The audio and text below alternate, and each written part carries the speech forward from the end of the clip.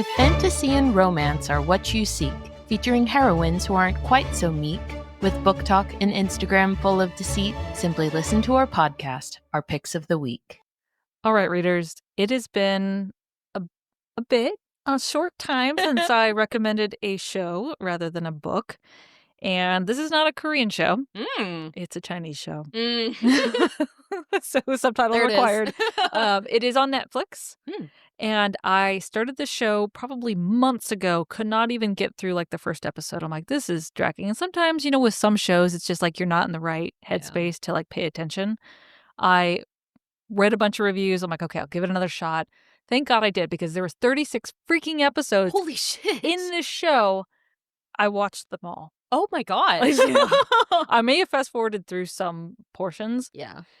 I cannot recommend this show enough. You do have to suspend reality a little bit because there are some styling things. It's a historical Chinese, not fantasy, but like there are some like, if you think Crouching Tiger, Hidden Dragon, nope, that's an old reference for Katie. I've never seen that one, but like the fighting style is a little exaggerated. Like there's gigantic leaps into the air. Like, okay, this is not happening, but okay. Sure. That's just definitely a characteristic of that style.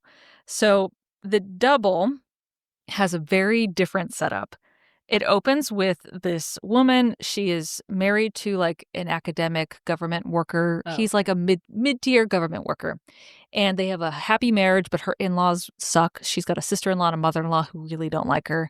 But so she's sweet and she's accomplished. She's like a great, like, I forget the instrument she plays, but she's talented and kind, and she's also an academic herself. And so you can tell like she and her husband like fell in love, mutual interests. She kind of like went against the wishes of her father, who was like, I don't know if this is the right fit for you. Like nothing to do with status or anything like that. Just like, I don't know if this is gonna work.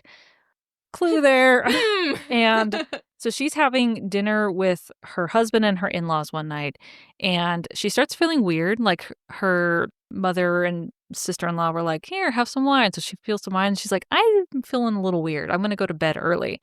She wakes up in the middle of the night and she's like, oh, hey, honey. And she's like, there's just man on top of her. It's not her husband. Oh. Yeah. And I'm like, oh, what the fuck am I watching now? And so she starts screaming and like losing her shit. And the guy's like, well, what are you doing, honey? Like, and he's like all over her. And so she like shoves him off of her, like tries to run away. And then her in-laws come upon her and they're like, you cheater. Oh, damn. Uh-huh. And so then they like lock her up, bind her wrists, and throw her in the cellar. Holy shit. And she's like, I don't know him. Like, I did not do this. And like her husband's like, doesn't believe her. And so she's like bound in the cellar and like they're waiting because it's like a crime. She manages to escape. She's like, I don't know what's going on, but like my family doesn't believe me and like they're going to murder me. And so she finally runs away. She escapes her house. She runs into the mountains. Her husband chases her, catches her, and then beats her over the head with a shovel. And she wakes up in a grave. Excuse me. And she's in the grave staring up at him and he's shoveling. He whacks her again, knocks her out, and like kills her supposedly, and then he buries her in the mountains. Oh my God. Yeah, that's the first episode. So what we find out is that him, the husband, as a mid-tier government worker, he stumbled upon the crown princess, who immediately saw him, and she's like, that's mine. I don't care that you're married. And so she forced him and threatened him, saying, if you don't get rid of your wife, I'm going to kill your mom and your sister-in-law. So he conspired with his mom and sister-in-law to frame his wife and then murder her. Yep. And then the crown princess is like, oh, nice new pet. And so he's got an elevated government position now. Like she raised him in a rank. She's evil. She's like the ultimate villain in this story. And then they have a funeral for her where he's like walking her casket with no body because they couldn't find the body. Like they say that she fell off a cliff. Yeah. And then she wakes up. She wasn't murdered. Like it just didn't happen. And these kind of not nuns, but like women who have been sent to a monastery because they're like bad children. They were out in the woods and they rescue her and save her. Oh, shit. Yeah. And so they bring her back to the monastery that they're living in. And it's this really toxic kind of like monastery where these girls have been living and they're abused. And they save her. But the girl who saves her is like the daughter of a really well-known like aristocrat. She dies. Oh. And I think she's like beat to death or like by the abbess or anything. And so the maid for the nun acolyte thing who died comes up with this plan with our heroine to disguise her and switch places, which is why it's called the double. Oh. So she takes over this girl's life and pretends to be her, and it's a revenge story. So she is going to escape this evil monastery and return to her family, this aristocratic family, and use the family's position to torment her ex-husband and basically like pretend to be like a ghost. Like, oh, do I look familiar to you? I don't know why. What a coincidence that I look like your dead ex-wife. Oh my God. Okay. So that is the setup, and it is a great revenge story.